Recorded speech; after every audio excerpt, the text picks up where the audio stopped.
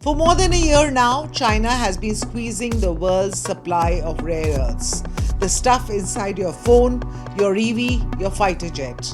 And this week, India put 20 mineral blocks up for auction: lithium, rare earths, gallium, tungsten. A bet on resource India has in abundance but barely touches the surface of. We have the world's largest reserves, yet less than 1% of global output of critical minerals. So why has this stayed buried for 70 years? Can India cash in before the window closes? And will India finally turn its underground wealth into geopolitical power? Because in today's world, the countries that control critical minerals increasingly control the technologies of the future.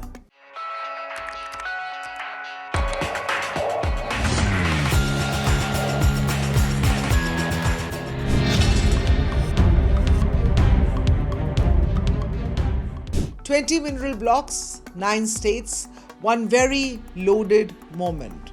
On July 15th, India's Mines Ministry kicked off its 8th round of critical minerals auction. Rare earths, lithium, gallium, tungsten, all of them on the table. It sounds like bureaucratic housekeeping. It isn't. It's India's next move in a global scramble to break free of one country's grip on the minerals that power everything, from electric cars to missile guidance systems. That country is China, and the clock is ticking.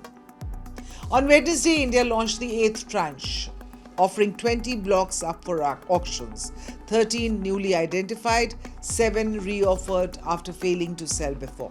Molybdenum, graphite, glauconite, rare earth elements, vanadium, gallium, titanium, tungsten, phosphorite, potash, lithium, cesium, rubidium. The list, all tongue twisters, read like periodic table of today's modern industry's anxieties. Across 7 previous rounds, India has sold 56 of 88 blocks on offer, a strike rate above 63% that officials point to as proof of a mining ecosystem that is finally in motion. But behind the critical minerals auction paperwork is a much bigger story.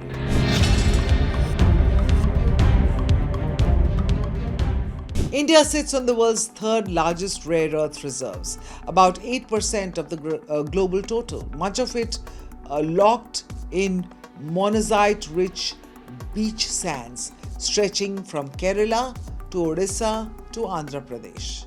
Yet, India mines less than just 1% of the world's rare earths. For 75 years, one state-run company, IREL, held a monopoly on digging and processing those sands, and private players were locked out. The result? Well, India imports nearly 90% of its rare earth needs, including more than 53,000 metric tons of rare earth magnets last year alone, mostly from a single supplier. Now, those magnets are not a footnote. They sit inside the motors of India's electric scooters and cars, and the radars and missile guidance systems of the armed forces. Here's the leverage that China holds. China accounts for roughly 2/3 of global rare earth mining, but it dominates the far more valuable processing stage. It controls close to 90% of global refining capacity, and for the hardest to refine heavy rare earths, that number for China climbs close to 100%. In 2025, Beijing tightened export licensing of rare earths so far that any product anywhere in the world containing even a trace of Chinese processed rare earth material could need Beijing's sign-off to ship. Prices spiked. Automakers from Mahindra to Bosch scrambled for alternatives. This move of China echoed a warning that the world got in 2010 when Beijing similarly put on a squeeze, froze Japanese manufacturing almost overnight. This time, governments are treating this as a wake-up call, not a one-off.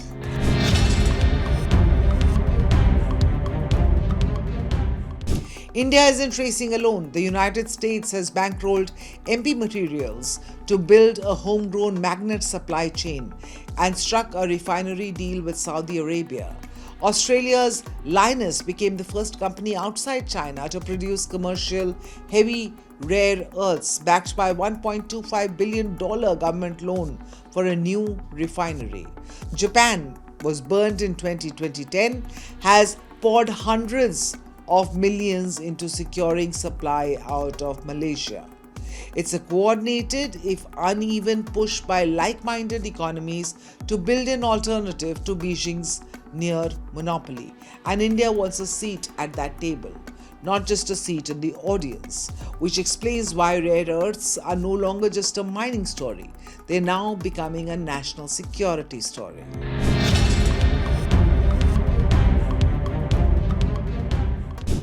So how do you break a dependency that took China decades to build?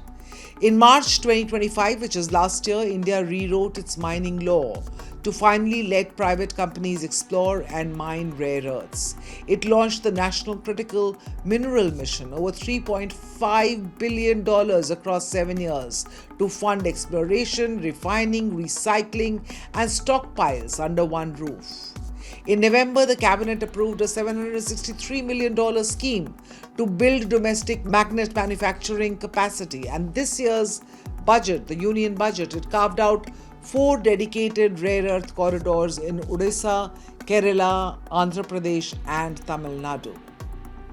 On the ground, IREL, the PSU, has switched on a magnet plant in Visakhapatnam, while companies like Mahindra, Bajaj, and Sona are redesigning motors to need less of the material that China controls, or quietly they've started stockpiling months of inventory as insurance. The government puts numbers on that ambition. India's Science Ministry told Parliament this year that domestic demand for rare earth magnets, currently at around 4,000 tons, will nearly double to 8,000 tons by 2030. And that production capacity is targeted to hit 5,000 tons in that same window, scaling up from a pilot plant today. Exploration is widening too, from the beach sands of the south to hard rock lithium surveys in Rajasthan's Digana and Jammu and Kashmir's Risai district.